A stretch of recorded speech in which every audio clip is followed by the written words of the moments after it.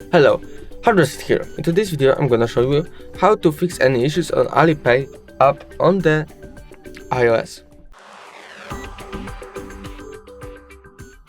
So, first thing what you want to do is go up to the App Store, find your AliPay app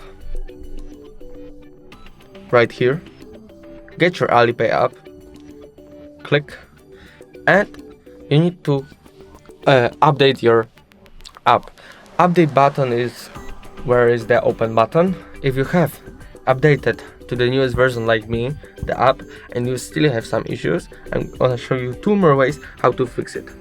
First way is just go to the settings, scroll all the way down, go right here, AliPay, right here, I got this, and here you need to set all the settings to the fabric, like here, Siri, here, fabric, here search fabric, live activities, this is fabric, background app refresh on fabric, language you don't need to change, you can, this is your choice.